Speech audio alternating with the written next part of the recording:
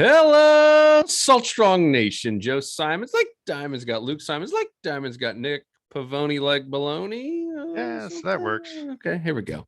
We're talking about apps, progressive apps versus these native mobile apps. And this is coming up because we just came up with an app. There's been a lot of questions like, hey, I can't find this in the App Store.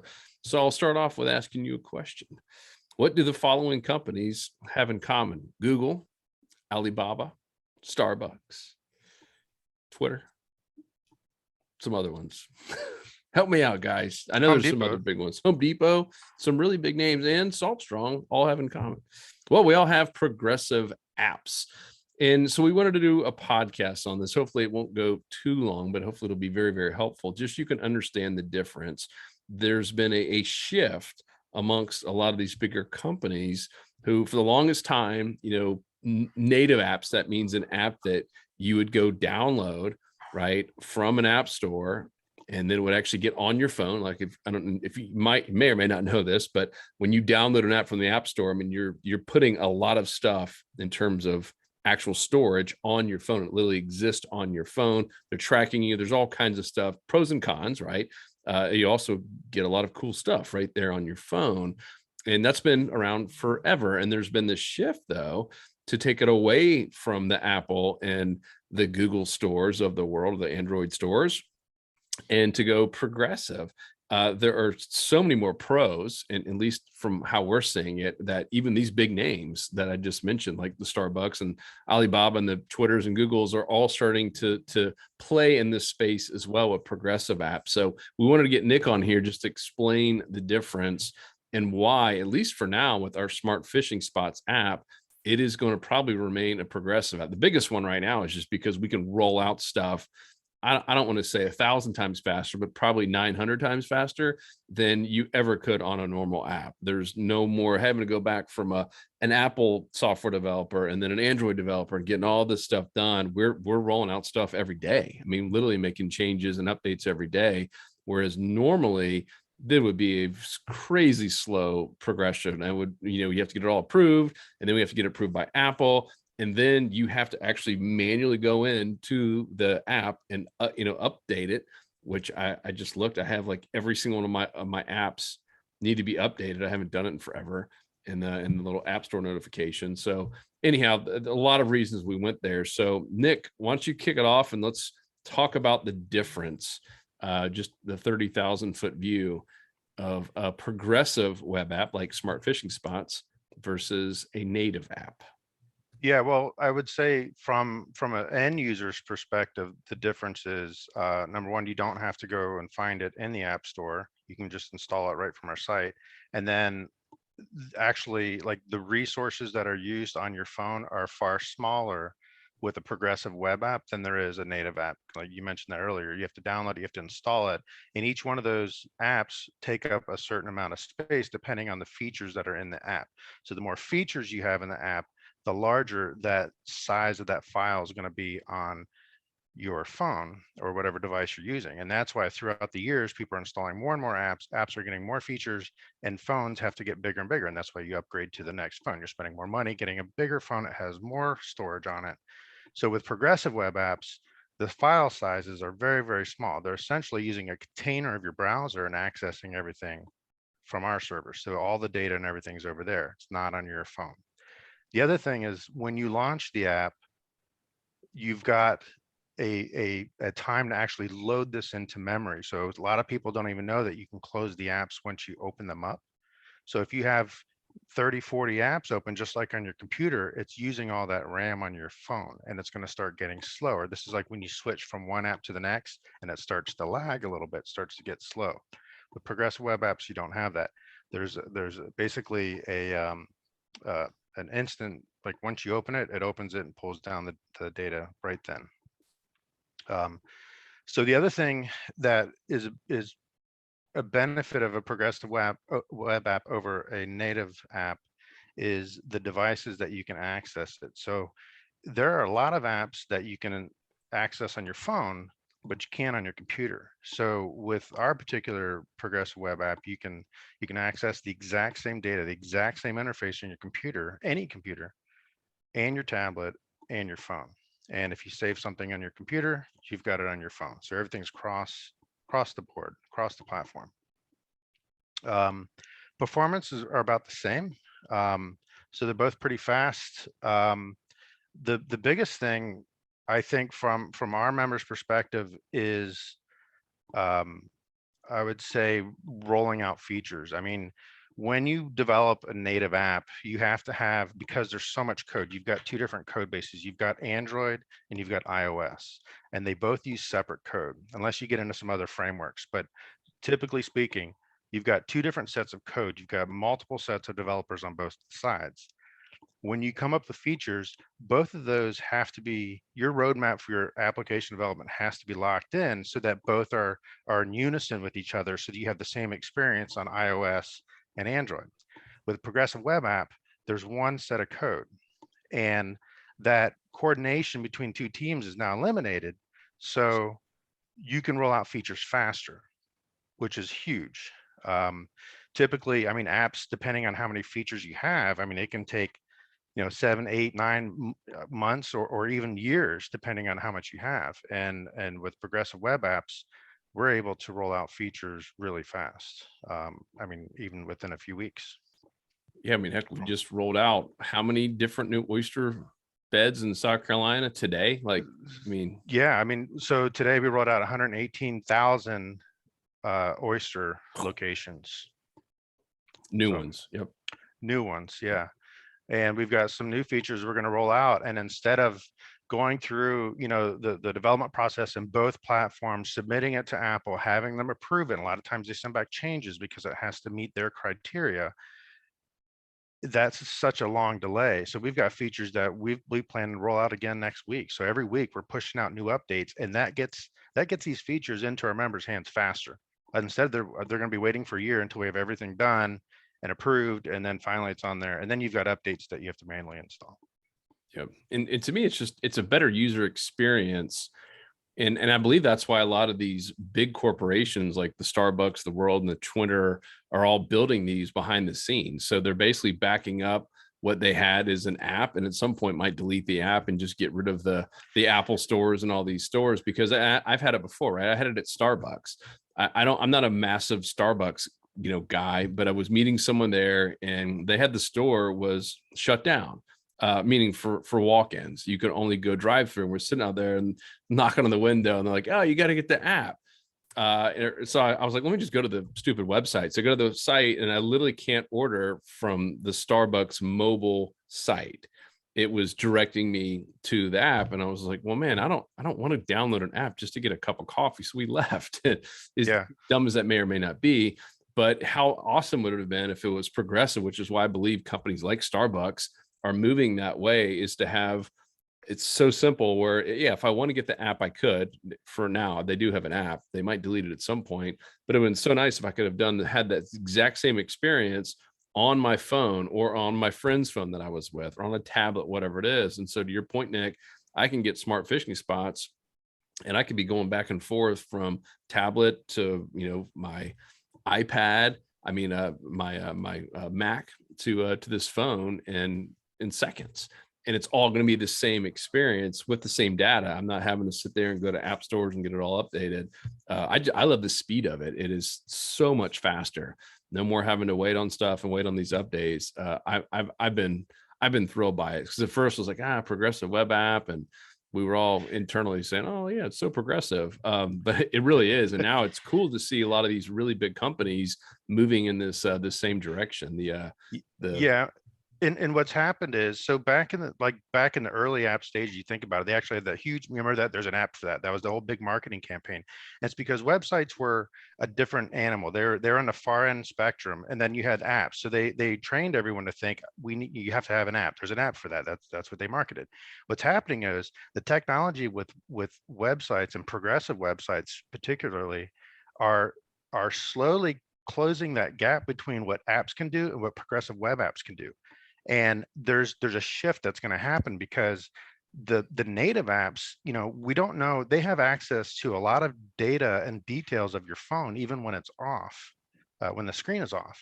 And there's a lot of privacy concerns going on right now. So what's happening is these big companies like Starbucks and Twitter and the ones you mentioned earlier, they're recognizing that there's this shift where there's a privacy concern, and people are going to be switching over to only using progressive web apps, and apps are not going to be considered a privacy concern. And these companies are recognizing that, and that's why they're starting to have a presence on both sides. It's spooky. Luke, do you ever think you'd be sitting here talking about progressive web apps on a podcast? No, never thought. And also, I was just going through my phone. A unique benefit of the web app style is that I've been doing a lot of nearshore fishing, and so I've been going on using our bottom relief. You can actually like see ledges. You know, this goes out 20 plus miles, and I can zoom in and see ledges. It's easier to do it on my computer, and so I can just pinpoint and click on all the ledges, and I click on the outline of the ledge so that I can import that into my GPS unit. And then when I'm out on the water, I can actually upload that route onto my phone, and now I can actually see it on my phone while I'm on the water and like watch the little boat icon as it goes up to those images. So you can do it on one device. You can make your routes and plan out your spots, and then it automatically, since all of the data is being hosted on our server, you can access it through any device as long as it can connect to the internet. So it just takes the load off of everybody's individual phones or computers. We host it, and then you can just access it more efficiently as they're talking about. So something that I really didn't think about as being a benefit until actually using it and realizing like, hey, this is actually really nice to be able to access this data anywhere from any device. Yeah, that was one thing that came up, with a normal app, even though you're out of range. Let's just say you're out 20 miles, offshore fishing. A normal app, like let's just say Instagram or Facebook, you're not going to be able to use it. You have stuff that's saved on your phone, right? Because it's literally, as we talked about, it's downloading data to your phone. So you'll be able to see where you were last, but you can't interact with it. It can't send you notifications. You can't do it's kind of worthless. Whereas ours, right? This is a negative. You're not going to be even able to see exactly where you were unless you somehow just save that page. Like if you try to refresh it, it's just going to come up with, hey, where you're out of, you don't have any internet access because it is progressive web app. However, there are two ways around this. One is we made it very simple to create tracks, which, we've done. And I think Luke's working on a video showing how you do it in a Garmin. Obviously there's a lot of different ways to do it with different brands, but in the matter of a couple quick steps, you can make any route and pinpoint like very precise GPS spots, like different ledges, which we've already done and it worked very well, and then export it into your unit, and now you have it. You don't even need to have your phone sitting out there 20 miles out. The other part though is Nick has been looking into a couple options for people in that situation. Obviously, if you're inshore fishing in most areas, you're going to have some internet access. There's some satellites where if your phone works, basically you're able to use a progressive web app. But for those cases where you're offshore and you really want it, we are going to come up with some workarounds where it can download a little bit. We don't ever want to have the entire app on your phone for the reasons we mentioned previously. It just sucks up a ton of space and it slows the whole thing down. And to Nick's point, next thing you know, you got to get a newer phone because you got so many apps sucking up so much of your RAM. But with this, you'll be able to take little pieces of it that you need for like that trip and still be able to have it on your phone. So stay tuned on that one. But yeah, the biggest one is we looked at all of the things that we want to bring to the Smart Fishing Spots app. We're in the very, very early stages. I know a lot of people have been blown away with, it seems like every 2 weeks we're coming up with something kind of big and new. It started off with, the app in general and the 3D underwater view. And then we rolled out the oyster beds and seagrass. And now we just rolled out the smart spots that literally pick like legit fishing spots that our fishing coaches have handpicked with the help of a little bit of artificial intelligence with, all the trends. And so we're just getting started. And the worst thing we want to do is have all of these cool features held up in development of an app, guy or gal for Apple or Apple itself saying, well, hey, we didn't approve this, or, this doesn't meet our standards. And all of a sudden we're waiting 3-4 months for something that we can do in 24 hours. And so that's what you're seeing. And that's why you're seeing so many updates so fast. And I'm sure there's probably some apps out there in this fishing space that are looking at us saying, how the heck are they doing all this? They must have 15,000 developers. And no, I mean, that's the beauty of this web app. We got one super strong ninja, Nick, and it was in a supporting staff for Nick, and which is not that big. And we're just cranking out as many updates as we can. And it's only possible because of a progressive app. Now, at some point, it might take 2 years, but we might hit a plateau. And by then, I don't know, maybe progressive apps are even everyone's going that way. But if not, if it's flip flopped again, and all of a sudden native apps are the place, we might look at it at that point. Once we have something that's really kind of built, and it's not going to have new updates every week. But for now, we are going to stick with this progressive app. So to summarize, you will not see smart fishing spots in any app store anytime soon. You will find it very simple to use and completely 2 steps basically. I mean, you just put it in your phone and log in, and you're also logged in for a year. I mean, so if it's a year membership, which is the Insider Club, which all members get it for free, then yeah, you're logged in forever. So I mean, we've been playing around with this for many, many months, and I haven't logged out once. It's always kept me in, and it's been quicker than my normal apps. And really, really neat how this whole thing works. So that's your 30,000 foot view of a progressive web app. We realized a lot of people had not heard of it. Even some of our own team members, like, all right, let's get here and walk through this. And one thing to note too is that I used to think that only the little icons on the front page was a traditional app. I thought the only way to get on a homepage is to have like the one tap load, was to have a traditional app and download it and go through that hassle of having to re-download updates. But it's really not. It's really easy to just get the icon for the web app on here as well. It's not through the Apple Store or through the Android store, as Joe mentioned. Is you literally just straight from our site. You can go there and we have directions on how to do it. It just takes 2 seconds, and it's a different way to do it on the iPhone versus Android. But it's really easy. It doesn't take any rocket science. And once it's on there, as Joe said, you just tap on it, and it instantly pops up. Yep. So really cool that it looks, acts, and feels just like a regular app, but you don't have the hassle of having to do all the upload, or the downloads, I should say. And it's just it just takes a couple clicks or taps, and it'll be right there on your homepage. Yep. And you can even put pins or put icons for your favorite sections of it as well, right? If you really like a specific, I actually have a couple here. I'll show you. If you go to a certain area more often than others, you can actually pin the tide charts for that area where it's just one tap away from your home screen, and there you can go through and quickly see the tides. Right, much more efficient than having to open a tide app and then scroll through and figure out the tide station you want. Just put the ones you use most right there on your home screen, and it's one tap away. So just a lot of efficiencies on this kind of new age web app platforms versus the traditional native apps. That's awesome. Good idea. Can't do that with a native app, can you, Bob? Okay. Maybe after 6 months of development, if you're lucky, like 6 years. But yeah, it's just because we were going to do a full app for a full native app, and just the more benefits that we've seen with this web app platform, it's just quicker.